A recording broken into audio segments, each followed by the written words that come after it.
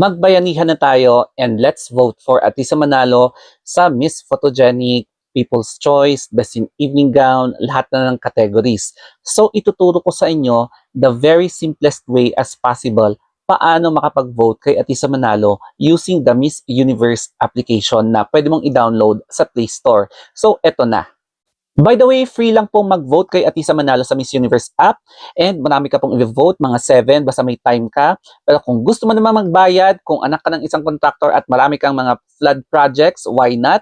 Basta bultuhin mo nang mag-vote kay Atisa Manalo. So, eto na, ang step-by-step para mag-vote sa Miss Universe app. So, yung first step ay ida-download natin yung Miss Universe app. So, type natin dito Miss Universe. So, ayan guys. And kung makikita natin yan, install natin. So, Miss Universe, antayin lang natin na mag-install siya. Tapos, ipapalkat na natin dito sa screen natin. So, after nyan, bubuksan natin itong app na to. And then, hanapin natin si Atisa Manalo. So, i-open natin itong application na to. And let's explore. So, create Zetrix wallet. So, i-open natin itong application na to and let's explore. So, create Zetrix wallet. Or kung ayaw mo naman mag-create, restore Zetrix wallet. Ayan. Pero, mag-create na lang tayo, no? So, i-enter ko and then itutuloy natin mamaya. So, ang gagawin nyo lang para mas mabilis is i-enter nyo na lang yung email tsaka yung password nyo. Tapos, meron ding hihingin na phone number mo. Basta ilagay mo lahat ng mga importanteng details na hinihingi, yung full name, tapos yung nationality mo para ma-process na agad, no? So, i-press mo yung Filipino. So, all set ka na. And ganito yung lalabas sa prompt after mo na fill up. You are all done. So, pwede mo nang i-open yung app. Okay, so cast your vote. Makikita natin dito, cast your vote. So dito na tayo sa Miss Universe app. Meron dito People's Choice, Miss Photogenic, Best in National Costume, Evening Gown, Best Skin, Miss Congeniality, o kaya Best in Behavior. So unahin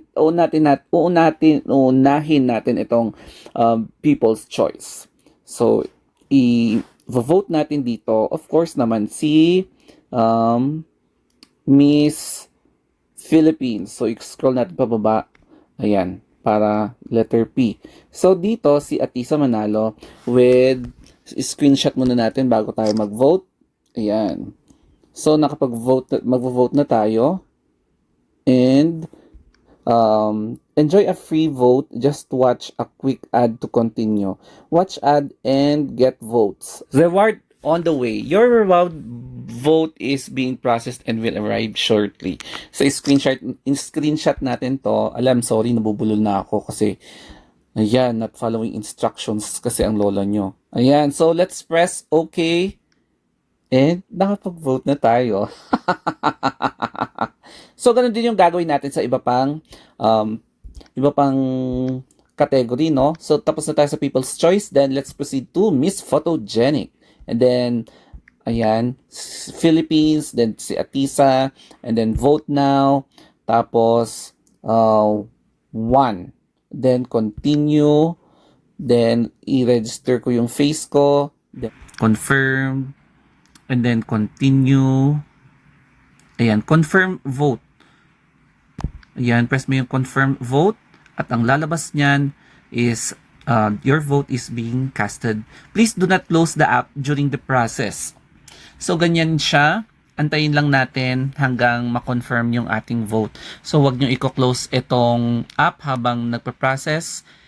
Vote confirmed. You have successfully cast one vote for Maria Atisa Manalo in the Best in Evening Gown Contest. So, ganyan sa Miss Photogenic, sa most popular vote, lahat-lahat no ng categories or best behavior, mga ganyan na eme-eme. So, I hope na sundan nyo itong simpleng na steps paano mag-vote kay Atisa Manalo sa Miss Universe app. Ang simple lang, di ba? Kapag hindi nyo na-gets, pwede nyo namang ulitin itong video para makita nyo yung way kung paano ako nag-register using your email or phone. And then, pwede na kayong mag-vote. Tapos, para libre, mag-watch lang kayo ng ads. Then, tapusin nyo lang yung 15 seconds. Tapos, ayun na, pwede na kayong mag-cast ng vote. Pero kapag nag-vote kayo at nagpa-process pa siya, wag niyong tanggalin. Antayin niyong mag-appear yung vote confirmed para ma-count yung vote niyo. So, maraming beses kayo mag-vote basta may time kayo. So, sayang naman no, kapag hindi kayo nakapag-vote, sa ganda ba naman ni Atisa Manalo katulad niyan. So, makikita natin yung different na outfits niya. So, pinapa-flash ko ngayon yung mga pictures sa mga different OOTDs niya. And iisa lang ang pwede kong masabi. Napaka-gorgeous niya, napakalinis tignan. Tapos aside from that, napaka-glowing. As in, nag-glow up siya. Meron siyang sariling ring light na kahit na ipangtapat mo sa mga medyo matitinik na kalaban niya, nag-i-stand out siya. So sayang naman no kapag hindi ka nag-cast ng vote kasi libre to. So wala kayong dapat bayaran.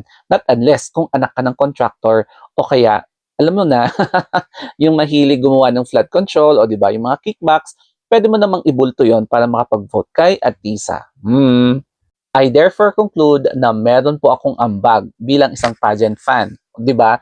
Kitang-kita niyo naman nakapag-vote na ako and confirm yung aking boto na na-cast na sa Miss Universe app.